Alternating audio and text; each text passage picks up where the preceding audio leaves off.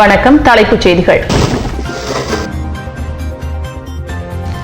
காங்கிரஸ் பொதுச் செயலாளர் AKT Arumugam car மீது தாக்குதல். பயங்கர ஆயுதங்களுடன் கொலை முயற்சியில் ஈடுபட்டதால் பதட்டம்.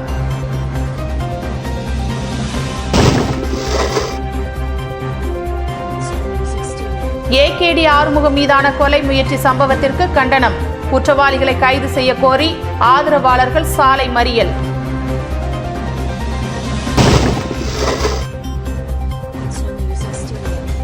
வீடு புகுந்தும் வழிப்பறி கொள்ளையிலும் ஈடுபட திட்டம்.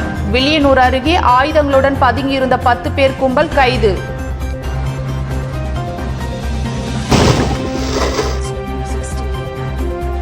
மாணவர்களுக்கு இடஒதுக்கீடு வழங்காத கவர்னருக்கு கண்டனம். மாணவர் காங்கிரசார் பேரணி ஆர்ப்பாட்டம். இனி விரிவான செய்திகள். காங்கிரஸ் பொதுச் செயலாளர் ஏகேடி ஆறுமுகத்தின் காரை நள்ளிரவில் வழிமறித்து மர்ம கும்பல் கொலை செய்த சம்பவம் பரபரப்பை ஏற்படுத்தியுள்ளது. புதுச்சேரி அடுத்த ரெட்டியார்பாளையம் கம்பன் நகரை சேர்ந்தவர் ஆறுமுகம். புதுச்சேரி மாநில காங்கிரஸ் கட்சியின் பொதுச் செயலாளராக உள்ளார். இவர் இரவு தனது வீட்டிற்கு காரில் சென்று கொண்டிருந்தார். அப்போது ரெட்டியார்பாளையம் கம்பன் நகரில் சென்று கொண்டிருந்த போது 10க்கும் மேற்பட்டவர்கள் மோட்டார் சைக்கிளில் வந்து அவரது கார் மீது சரமாரியாக கற்களை கொண்டு வீசினர். இதில் காரின் முன்பக்க கண்ணாடி மற்றும் சைடு கண்ணாடி முற்றிலுமாக சேதமடைந்தது. பின்னர் திடீரென்று 2 பேர் ஆயுதங்களை கொண்டு முன்பக்க ஜன்னல் கண்ணாடியை உடைத்தனர். உடனே சுதாரித்துக் கொண்ட டிரைவர் வண்டியை நிறுத்தாமல் வேகமாக ஓட்டி அந்த கும்பலிடமிருந்து தப்பி வீட்டிற்கு வந்தனர். இது குறித்து முதலியார்பேட்டை போலீசாருக்கு தகவல் கொடுக்கப்பட்டது. இதன் பேரில் தெற்கு பகுதி எஸ்பி யோகேஸ்வரன் தலைமையில் போலீசார் விரைந்து வந்து சம்பவ இடத்தை பார்வையிட்டு ஆறுமுகத்திடம் விசாரணை நடத்தினர். இந்த சம்பவம் குறித்து தகவல் அறிந்தவுடன் முதலமைச்சர் நாராயணசாமி ஆறுமுகம் வீட்டிற்கு விரைந்து வந்து விசாரித்து ஆறுதல் தெரிவித்தார். மேலும் குற்றவாளிகளை விரைவில் பிடிக்குமாறு போலீசாருக்கு முதலமைச்சர் நாராயணசாமி உத்தரவிட்டார். இந்த சம்பவம் குறித்து முதலியார்பேட்டை போலீசார் வழக்கு பதிவு செய்து குற்றவாளிகளை தேடி வருகின்றனர்.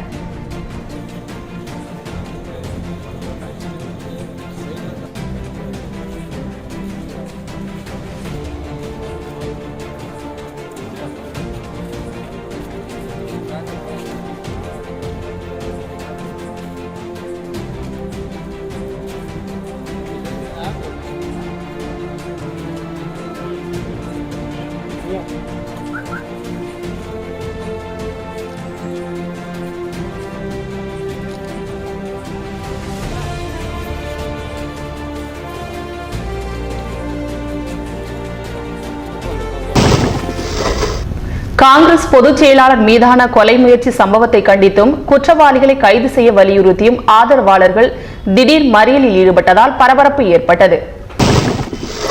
புதுச்சேரியில் வியாழக்கிழமை இரவு காங்கிரஸ் கட்சி பொதுச் செயலாளர் ஏகேடி ஆறுமுகம் தனது வீட்டிற்கு காரில் சென்று கொண்டிருந்த போது 10 பேர் கொண்ட மர்ம கும்பல் காரை வழிமறித்து ஆயுதங்களால் தாக்கி ஆறுமுகத்தை கொலை செய்ய முயன்றனர். ஆனால் ஓட்டுநர் காரை சாமர்த்தியமாக ஓட்டி இருவரும் கும்பலிடமிருந்து தப்பினர். இந்த சம்பவத்தை கண்டித்தும் உடனடியாக மர்ம நபர்களை கைது செய்ய கோரி ஆறுமுகத்தின் ஆதரவாளர்கள் மற்றும் பொதுமக்கள் மேட்டுப்பாளையம் வழுதாவூர் சாலையில் உள்ள காவல் நிலையம் முன்பு திடீரென மறியலில் ஈடுபட்டனர். அப்போது போலீசார் குற்றவாளிகளை தேடி வருவதாகவும் விரைவில் கைது செய்யப்படுவார்கள் என உறுதியளித்தனர். இதனைத் தொடர்ந்து ஆதரவாளர்கள் ஏகேடி ஆறுமுகத்திற்கு துப்பாக்கி ஏந்திய போலீஸ் பாதுகாப்பு வழங்க வேண்டும் என கோரிக்கை வைத்தனர். இதனால் வழுதாவூர் சாலையில் சிறிது நேரம் போக்குவரத்து பாதிக்கப்பட்டது.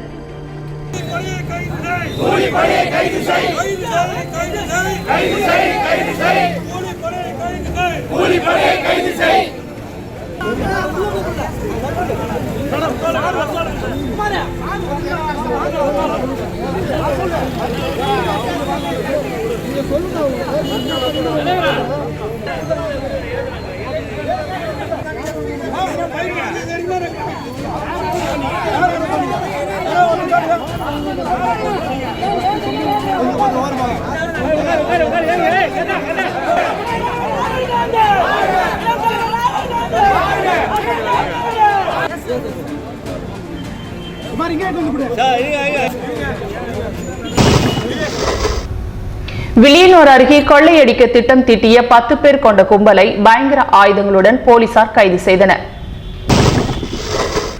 வில்லியனூர் அருகே மணல் வியாபாரியை கொல்ல சதி திட்டம் தீட்டிய 10 பேர் கைது செய்யப்பட்டனர். அவர்களிடமிருந்து பயங்கர ஆயுதங்கள் பறிமுதல் செய்யப்பட்டன. வில்லியனூர் அகரம் கிராமத்தில் விவசாய மோட்டார் கொட்டகை அருகே பயங்கர ஆயுதங்களுடன் ஒரு கும்பல் பதுங்கி இருப்பதாக வில்லியனூர் போலீசாருக்கு தகவல் வந்தது. இதையடுத்து போலீசார் சம்பவ இடத்திற்கு விரைந்து வந்து அங்கு பதுங்கியிருந்த 10 பேரை கொண்ட கும்பலை சுற்றி வளைத்து மடக்கி பிடித்தனர். அவர்களிடமிருந்து வீச்சரிவாள், கத்திகள், இரும்பு பைப்புகள் உள்ளிட்ட பயங்கர ஆயுதங்களை போலீசார் பறிமுதல் செய்தனர். பிடிபட்ட 10 பேரையும் காவல் நிலையத்திற்கு அழைத்து வந்து விசாரணை நடத்தியதில் திடுக்கிடும் தகவல்கள் தெரிய வந்தது. அவர்கள் கூடப்பாக்கம் உளவாய்க்கால் பகுதியை சேர்ந்த கௌதம், சென்னை பாடி கலைவாணர் நகரை சேர்ந்த பாபு, கண்டமங்கலம் அருகே பாக்கம் அரவிந்த் என்ற சேது, விஸ்வா, மணிபாலன், அகரத்தை சேர்ந்த கௌதம், கடலூர் மாவட்டம் உச்சிமேடு மதன், கடலூர் மஞ்சக்குப்பம் வெங்கட், கடலூர் விஸ்வநகர் சரத்குமார், கடலூர் திருவந்திபுரம் சூர்யா என்பதும் இவர்கள் குழுவாக பிரிந்து சென்று வழிபறி மற்றும் கொள்ளை, வீடு புகுந்து திருட திட்டமிட்டிருப்பதும் தெரிய வந்தது. இதையடுத்து அவர்கள் 10 பேரையும் போலீசார் கைது செய்து தொடர்ந்து விசாரணை நடத்தி வருகின்றனர்.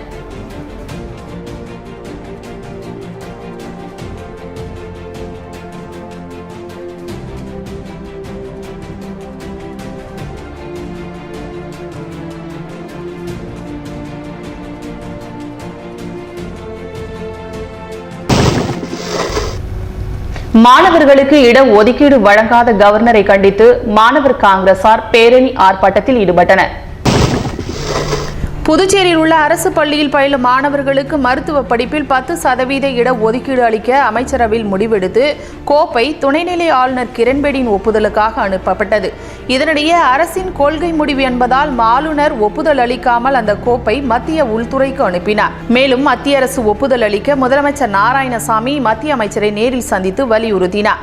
இந்நிலையில் மருத்துவ படிப்பில் 10% இட ஒதுக்கீடு அளிக்கும் கோப்புக்கு துணைநிலை ஆளுநர் கிரண்பேடி ஒப்புதல் அளிக்காததை கண்டித்து மாணவர் காங்கிரசார் ஆளுநர் மாளிகை நோக்கி ஊர்வலமாக சென்றனர்.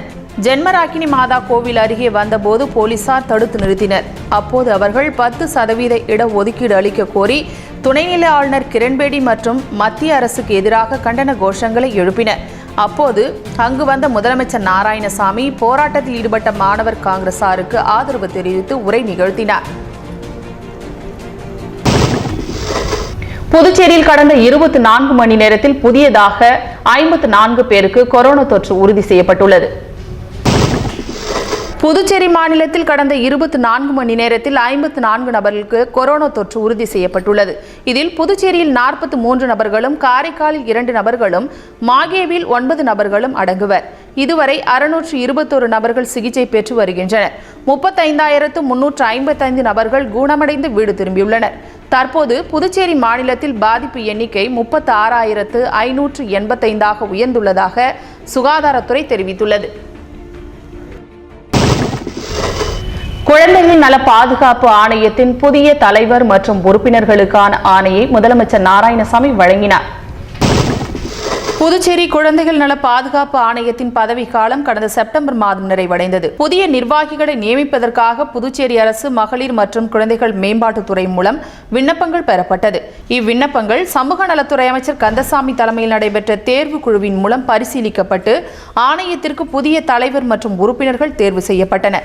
இதனிடையே மீண்டும் ஆணையத்தினை செயல்படுத்த கவர்னரிடம் ஒப்புதல் பெறப்பட்டு அதற்கான அரசாணை வெளியிடப்பட்டது. இதையடுத்து ஆணையத்தின் தலைவர் மற்றும் உறுப்பினர் பதவிக்கு தேர்ந்தெடுக்கப்பட்டவர்களுக்கு நியமன ஆணை வழங்கும் நிகழ்ச்சி சட்டப்பேரவை கமிட்டி அறையில் நடைபெற்றது. முதலமைச்சர் நாராயணசாமி மற்றும் நல அமைச்சர் கந்தசாமி ஆகியோர் நியமன ஆணையை வழங்கினர். நிகழ்ச்சியில் சட்டமன்ற உறுப்பினர் ஜான்குமார் மற்றும் மகளிர் மற்றும் குழந்தைகள் மேம்பாட்டுத்துறை அதிகாரிகள் உட்பட பலர் கலந்து கொண்டனர்.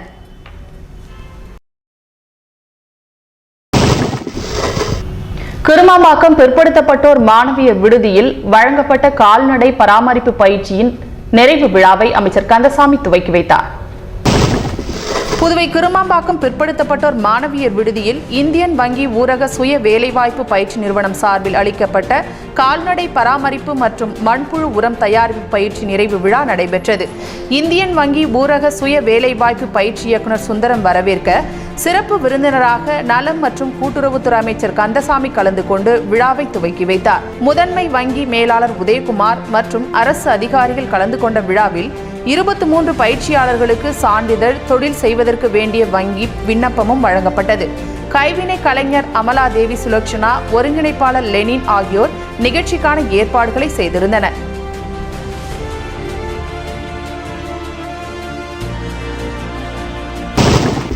இரண்டாயிரத்தி 20ஆம் ஆண்டிற்கான பால் சக்தி புரஸ்கார் விருது பெற்ற புதுவை மாணவர் முதலமைச்சர் நாராயணசாமியை சந்தித்து வாழ்த்து பெற்றார். புதுச்சேரியை சேர்ந்த செல்வன் வெங்கட சுப்பிரமணியன் 2004ஆம் ஆண்டு பிறந்தார். தனது இளம் வயதிலேயே குறைபாடு என்பது ஒரு மனநிலை மட்டுமே என்பதை இவர் நிரூபித்துள்ளார். முன்கை பிறவி குறைபாடு உள்ள இவர் 2015ஆம் ஆண்டில் தேசிய அபாக்கஸ் போட்டியில் தங்கப் பதக்கத்தையும் 2016இல் வெள்ளிப் பதக்கத்தையும் வென்றுள்ளார். 2012 மற்றும் 2013ஆம் ஆண்டுகளில் நடைபெற்ற புதுச்சேரி மாநில எல்லைக்கான கராத்தே போட்டியில் கலந்து கொண்டு விருதுகளை பெற்றுள்ளார். அபாக்கஸ், கராத்தே மற்றும் சாரணர் துறைகளில் இவர் செய்துள்ள சாதனை, அர்ப்பணிப்பு, விடாமுயற்சி, ஆர்வம் இவற்றால் குறைபாடுடைய ஒவ்வொருவரும் சாதிக்க முடியும் என்பதில் நாட்டில் உள்ள இளைஞர்களுக்கு ஒரு எடுத்துக்காட்டாக திகழ்கிறார். இவருக்கு பிரதம மந்திரியின் தேசிய சிறுவர் விருது திட்டத்தின் கீழ் 2020ஆம் ஆண்டிற்கான பால் சக்தி புரஸ்கார் விருது வழங்கப்பட்டுள்ளது. அவரை ஊக்கப்படுத்தும் விதமாக புதுச்சேரி அரசு சார்பில் முதலமைச்சர் நாராயணசாமி மற்றும் அமைச்சர் கந்தசாமி ஆகியோர் அவரது சாதனையை அங்கீகரிக்கும் விதமாக ரொக்க பரிசு 10,000 மற்றும் பாராட்டு சான்றிதழ் வழங்கப்பட்டது.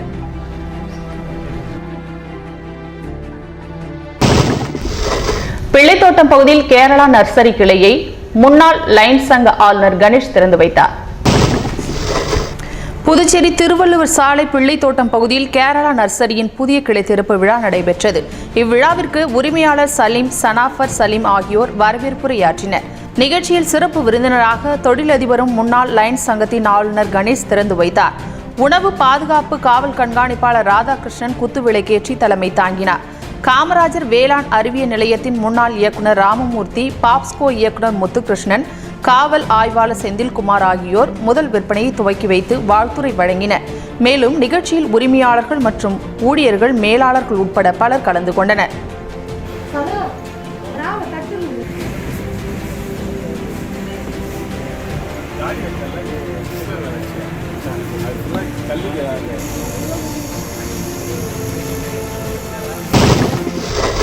அரசு பள்ளி மாணவர்களுக்கான இட ஒதுக்கீடு கோப்புக்கு கவர்னர் அனுமதி அளிக்க வலியுறுத்தி பல்வேறு அமைப்பினர் ஆர்ப்பாட்டத்தில் ஈடுபட்டனர்.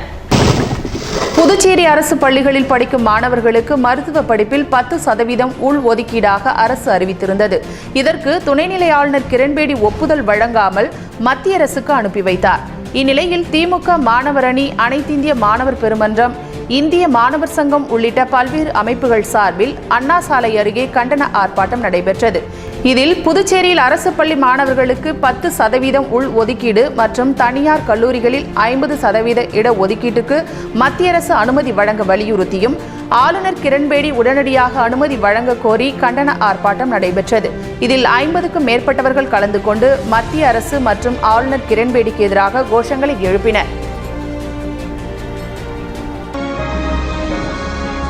முதல் பிரெஞ்சு இந்திய விடுதலை போர் என்று வர்ணிக்கப்படும் நிகழ்வு யாது? விவசாய போராட்டம், சுதேசி மில் தொழிலாளர் போராட்டம், தனி மனித உரிமை போர், பிரெஞ்சு புரட்சி. இதற்கான பதில் சுதேசி மில் தொழிலாளர் போராட்டம்.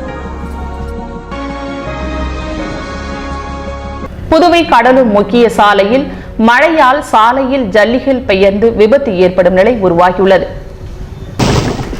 புதுச்சேரி கடலூர் ஈசிஆர் முக்கிய சாலையில் கடந்த சில நாட்களாக பெய்து வரும் மழையின் காரணமாக சாலைகள் சேதமாகி குண்டும் குழியுமாக காணப்படுகிறது. தவளக்குப்பம் பகுதியில் அதிக அளவில் புழுதிகள் பறக்கும் நிலையில் வாகன ஓட்டிகள் அவதிக்குள்ளாவதால் விபத்துகள் அதிகமாக நடக்கும் சூழல் உருவாகியுள்ளது. நெடுஞ்சாலைத்துறை இந்த அவல் நிலையை விரைந்து சரி செய்து தர வேண்டும் என்பது பொதுமக்களின் கோரிக்கையாக உள்ளது.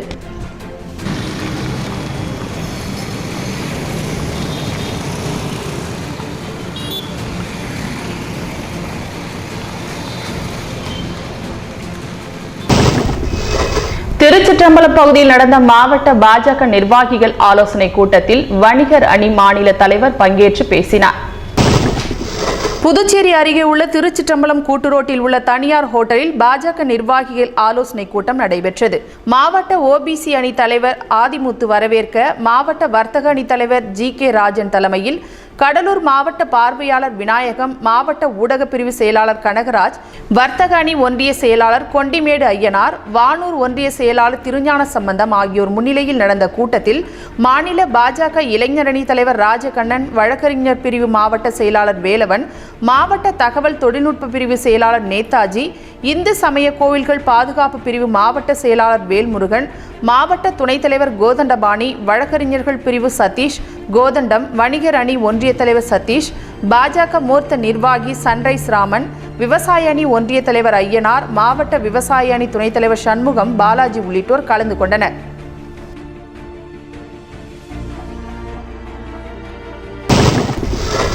தமிழக காவல்துறையை கண்டித்து புதுச்சேரியில் பல்வேறு அமைப்பினர் கண்டன ஆர்ப்பாட்டத்தில் ஈடுபட்டனர். கடலூர் மாவட்டம் நெய்வேலி காவல் நிலையத்தில் வியாபாரி ஒருவர் மர்மமான முறையில் உயிரிழந்தார். இவரின் வழக்கு சிபிசிஐடிக்கு மாற்றப்பட்டுள்ளது. இந்நிலையில் முக்கிய குற்றவாளிகளை கைது செய்ய வலியுறுத்தியும் தமிழக காவல்துறை மீது நடவடிக்கை எடுக்க கோரி புதுச்சேரி பெரியார் சிலை அருகே பல்வேறு அமைப்பினர் கண்டன ஆர்ப்பாட்டத்தில் ஈடுபட்டனர்.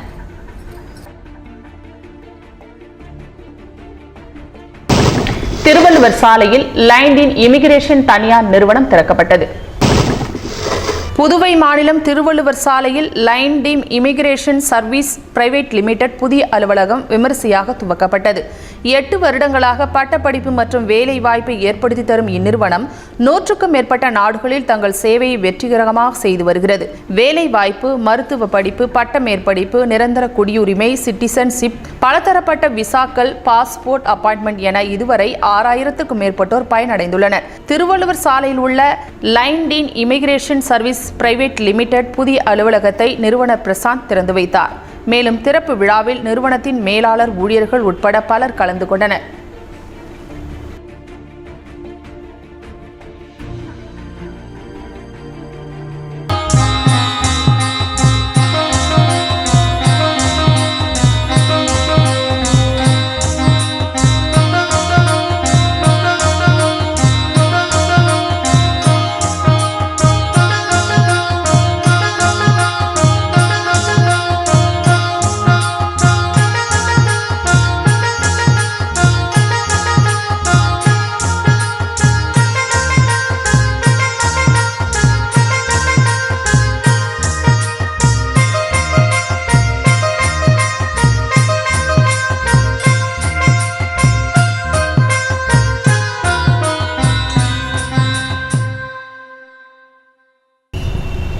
சுமார் 800 ஆண்டுகளாக பழமை மாறாமல் சிதிலம் அடையாமல் இருக்கும் கோவில் ஒன்றை பற்றி இன்றைய தெய்வீக ரகசியத்தில் நாம் அறிந்து கொள்வோம். தெலுங்கானாவின் முழுகு மாவட்டத்திலிருந்து 15 கிலோமீட்டர் தொலைவில் வெங்கடப்பூர் பிரிவின் பாலம்பேட்டை கிராமத்தில் அமைந்துள்ள ராமலிங்கேஸ்வரர் கோவில் என அழைக்கப்படும் ராமப்பா கோவில்தான் இந்த மர்மமான ரகசியம் கொண்ட சிவன் கோவில். கிபி 1213ஆம் ஆண்டு ஆந்திராவில் ககாட்டியா வம்சத்தை சேர்ந்த மகாபராஜா கணபதி தேவ் என்பவரின் மனதில் ஒரு சிவன் கோவில் கட்ட வேண்டும் என்ற எண்ணம் வந்ததாம். உடனே அவர் தன்னுடைய ஆஸ்தான கலைஞரான ராமப்பா என்பவரிடம் மிகவும் நுணுக்கமான கட்டிடக்கலை வண்ணத்துடன் பலகாலம் நீடிக்கும் ஒரு கோவில் கட்டும்படி கட்டளையிட்டார். ராமப்பாவும் தன்னுடைய மன்னரின் கட்டளைகளை ஏற்று அவரது கைவண்ணத்தில் ஒரு பிரம்மாண்டமான மற்றும் அழகான கோவிலை கட்டினார். கோவில் கட்டி முடிந்த பின்னர் மன்னர் கோவிலை வந்து பார்த்து மிகவும் மகிழ்ச்சி அடைந்ததாக கூறப்படுகிறது. அதனால் மன்னர் கட்டிடக் கலைஞர் பெயரையே கோவிலுக்கு வைத்து விட்டார். சுமார் 800 ஆண்டுகளுக்கு பிறகும் இந்த கோவில் முன்பு இருந்ததைப் போலவே எந்த விதமான சேதமும் அடையாமல் இன்னும் வலுவாகவே உள்ளது. 200-300 ஆண்டுகளுக்கு முன்னர் கட்டப்பட்ட பல கோவில்களையே சிதிலமடைந்து இடிந்து விட்டன. ஆனால் இந்த கோவிலின் பழமை மாறாமல் அப்படியே புதிது போல இருக்கிறது. அதற்கு என்ன காரணம் என்ற சந்தேகமும் பலரிடம் எழுந்துள்ளது. பலரும் இதற்கான காரணத்தை ஆராய்ந்துள்ளனர். இந்த தகவல் தொல்பொருள் துறையை அடைந்ததும் அவர்கள் கோவிலை ஆய்வு செய்ய கிராமத்திற்கு சென்றுள்ளனர். ஆனால் அவர்கள் எடுத்த பல முயற்சிகளுக்கு பிறகும் இந்த கோவில் இதுவரை எப்படி வலுவாக நிற்கிறது என்ற ரகசியத்தை கண்டுபிடிக்க முடியவில்லை. தொல்பொருள் துறையின் வல்லுநர்கள் கோவிலில் இந்த வலிமையின் ரகசியத்தை அறிய கல் துண்டுகளை வெட்டி சோதனை செய்ய முடிவு செய்தனர். அப்போதுதான் அந்த ஆச்சரியமான உண்மை வெளிப்பட்டது.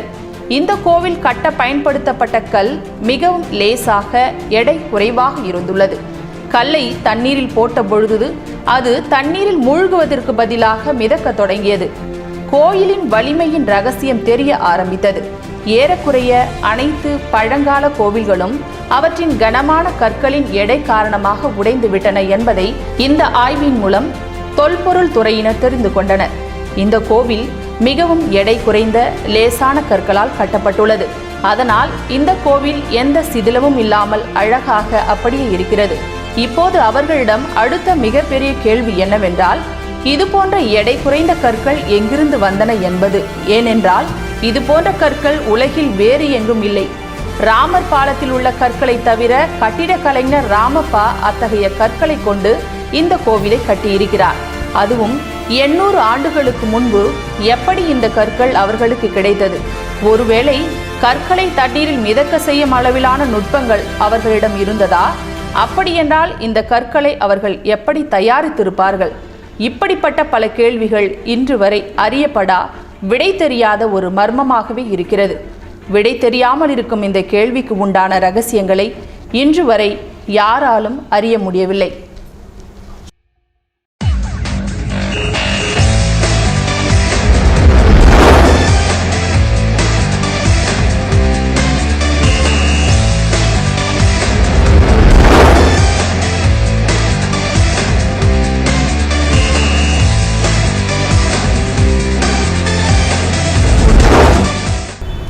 ஆக்ஸ்போர்ட் பல்கலைக்கழகம் இணைந்து தயாரிக்கும் கொரோனா தடுப்பூசி 500 ரூபாய் விலையில் பிப்ரவரியில் முன்கள பணியாளர்களுக்கு கிடைக்க உள்ளது. கொரோனா தடுப்பு மருந்தை விரைவில் மக்கள் பயன்பாட்டுக்கு கொண்டுவர உலகம் முழுவதும் தீவிர ஏற்பாடுகள் நடந்து வருகின்றன. இதில் ஆக்ஸ்போர்ட் பல்கலைக்கழகமும் பிரிட்டனில் அஸ்ட்ராஜெனிகா மருந்து தயாரிப்பு நிறுவனமும் இணைந்து கொரோனா தடுப்பூசி தயாரிக்கும் பணியில் தீவிரமாக ஈடுபட்டுள்ளன. இந்தியாவில் இந்த தடுப்பூசியை சீரம் இன்ஸ்டிடியூட் ஆஃப் இந்தியா நிறுவனம் தயாரிக்கும் அனுமதியை பெற்றுள்ளது. இந்த நிறுவனம் தயாரிக்கும் தடுப்பூசி குறித்து பேசிய அதன் தலைமை செயல் அதிகாரி ஆதார் பூனாவாலா, தடுப்பூசி தயாரிக்கும் பணி இறுதி கட்டத்தை அடைந்து இருக்கிறது என்றும், இந்த தடுப்பூசியின் செயல்திறன் சிறப்பாக உள்ளது எனவும், வயதானவரிடம் நடத்திய சோதனையில் இது நிரூபிக்கப்பட்டுள்ளதாகவும், நீண்டகால நோய் எதிர்ப்பு சக்தி கொண்டது என்பதையும் ஆய்வுகள் நிரூபித்துள்ளன என்றார். பிப்ரவரி மாதத்திற்குள் இந்த தடுப்பு மருந்து பயன்பாட்டுக்கு வந்துவிடும் என்றும், முதற்கட்டமாக மருத்துவ முன்கள பணியாளர்களுக்கும் முதியவர்களுக்கும் தடுப்பூசி கிடைத்துவிடும் என்றும், பொதுமக்களுக்கு ஏப்ரல் மாதத்திற்குள் தடுப்பூசி கிடைக்கும் என்றும் கூறியுள்ள அவர், அதிகபட்சமாக 2 பேருக்கு பயன்படுத்தும் தடுப்பூசி 1000 ரூபாய் விலையில் கிடைக்கும் என்றும், ஒரு தடுப்பூசி விலை ரூபாய் 500 எனவும் தெரிவித்தார்.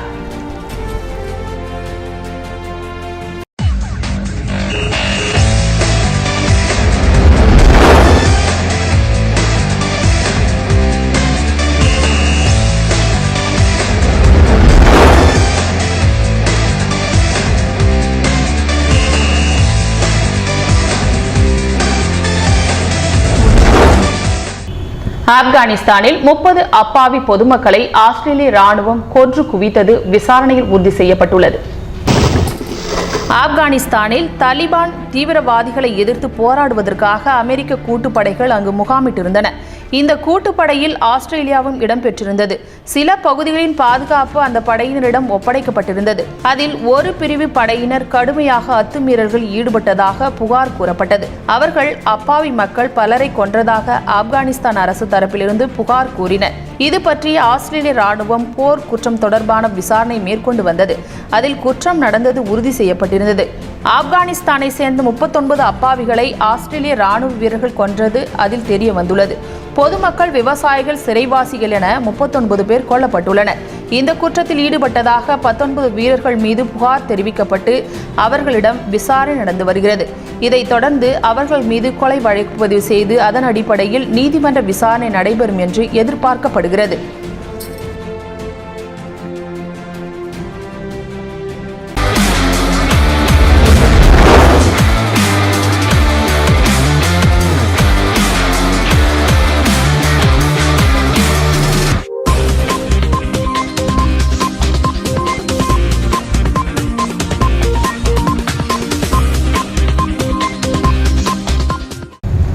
ஆண்கள் டென்னிஸ் சாம்பியன்ஷிப் அரையிறுதிப் போட்டிக்கு ரஃபேல் நடால் தகுதி பெற்றுள்ளார்.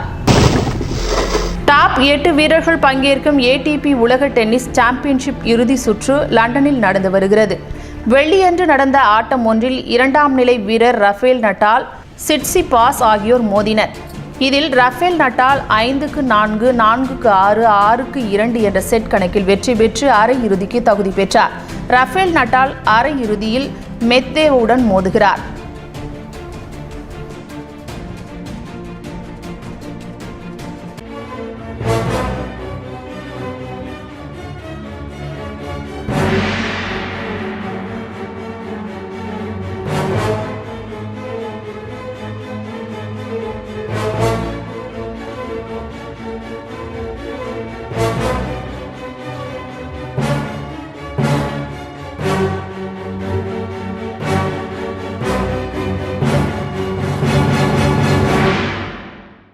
இது அரிய படம், நாம் அறிந்து கொள்ள வேண்டிய புகைப்படம்.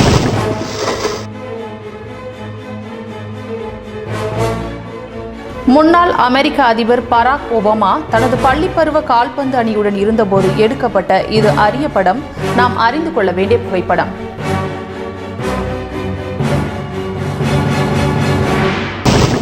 இத்துடன் செய்திகள் நிறைவடைகின்றன. வணக்கம்.